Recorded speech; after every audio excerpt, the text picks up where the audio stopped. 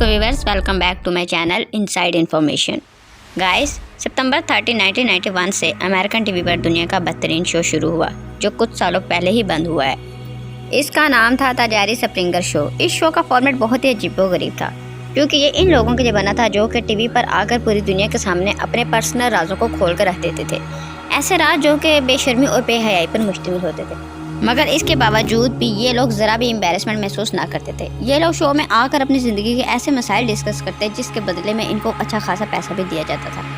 مثال کے طور پر کس کا شوہر کس کے ساتھ دھوکہ کر رہا ہے، کس کا بوائے فرینڈ کسی اور لڑکی کے ساتھ سوتا ہوا پکڑا گیا اور اس لڑکی کے بچے کا اصلی باپ کون ہے، یہ سب کچھ حقیقت تھا، نہ کہ یہ لوگ کوئی ایکٹر تھے اور نہ ہی یہ کوئی سکرپٹڈ ڈرامہ تھا۔ اس شو کا فارمیٹ بہت ہی انٹرسٹنگ تھا اور لوگوں کو بھی دوسروں کی زندگیوں کے راز جان کر، لڑائی جھگڑا دیکھ کر اور ڈرامہ یہ دیکھ کر مزہ آ رہا تھا۔ اس شو کی ریٹنگ بڑھنے سے چینل کی آمدنی بھی اچھی خاصی بڑھ گئی تھی اور یہ شو مسلسل 27 سال چلنے کے بعد آخرکار 2018 میں ختم ہو گیا۔ لیکن اصل میں یہ شو امریکہ میں فیملی سسٹم کے زوال اور اخلاقیات کی گراوٹ کا آئینہ دار تھا اور یہ بتا رہا تھا کہ یہ قوم عورتوں کو حقوق کے نام پر اور انہیں آزادی دینے کا لالچ دے کر سڑکوں پر لا کر ایک ورکنگ وومن نہیں بلکہ ایک طوائف بنا چکی ہے۔ اسی کنسیپٹ پہ اس شو کے اندر ایک فارمیٹ بھی شامل کیا گیا جس کا نام تھا کہ اس بچے کا باپ کون ہے۔ شو کے نام سے ہی اندازہ ہو گیا ہوگا آپ کو کہ اس شو میں آنے والی لڑکی کے بچے کا DNA ٹیسٹ کر کے اس کے ذریعے سے اس کے باپ کو ڈھونڈنے کی کوشش کی جاتی تھی، کیونکہ اس عورت کو خود پتہ نہیں ہوتا تھا کہ اس بچے کا باپ دراصل ہے کون۔ شو کی انتظامیہ اس عورت کے کہنے پر ہر اس شخص سے رابطہ کرتی تھی جس سے وہ ملتی رہی ہو اور ان لوگوں کو باری باری بلا کر ان کا DNA ٹیسٹ کر کے بچے کا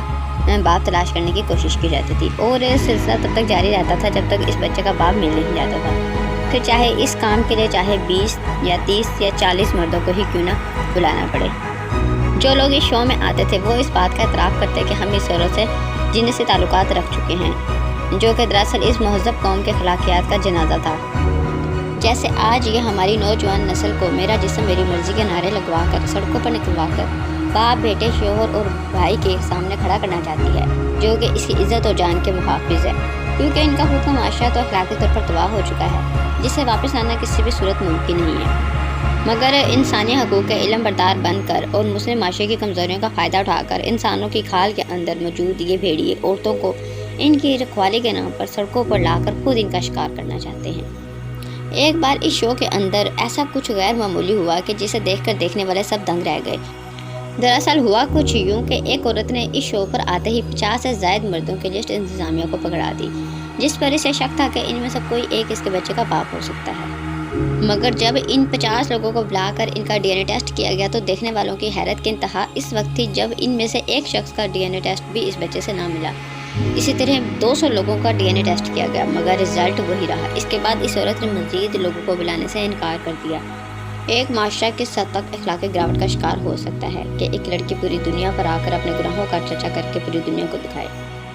اور لوگ اسے ایک انٹرٹینمنٹ کے طور پر دیکھیں، جو کہ بالکل ایک عام سی بات ہو۔ اس بات کا اندازہ آپ کو بخوبی اس سے ہو گیا ہوگا کہ جس لڑکی کا یقیناً ماں باپ بہن بھائی یا رشتہ دار بھی اس شو کو دیکھتے ہوں گے مگر کسی شرم حیا خوف اور بے عزتی کا ڈر بالکل ختم ہو چکا ہو جہاں یہ رہتی ہے، جن لوگوں سے ملتی ہے اور اس بات سے کوئی فرق ہی نہیں پڑتا کہ وہ اس کے بارے میں کیا سوچتے ہیں۔ سوچنے کی بات یہ ہے کہ آج یہ معاشرہ اس لیول پر کیسے پہنچا کہ شادی کے کنسیپٹ کو تقریباً ختم کر دیا گیا ہے۔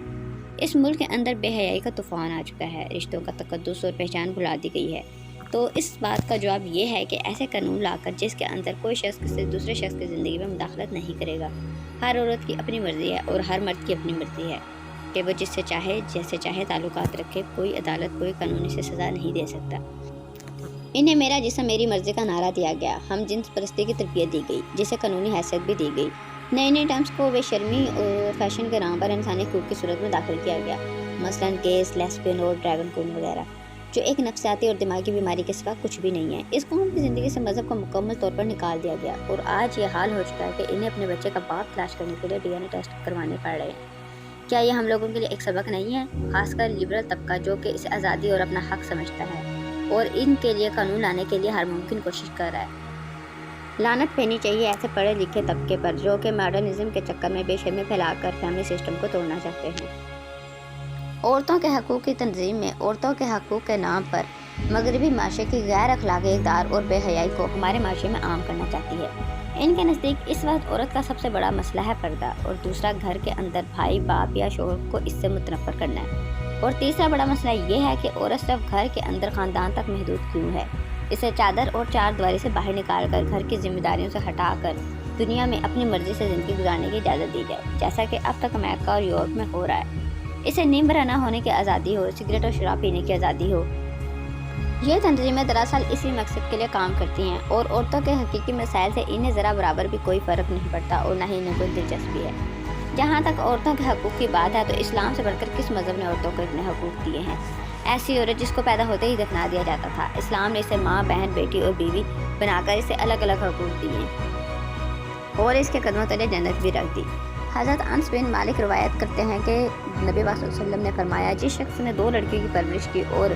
جہاں تک کہ وہ جوان ہو گئی تو قیامت کے روز وہ شخص اور آپ نے اپنی شہادت کی ان 2 انگلیوں کو اکٹھا کر کے فرمایا کہ وہ اور میں اتنے ساتھ ہوں گے۔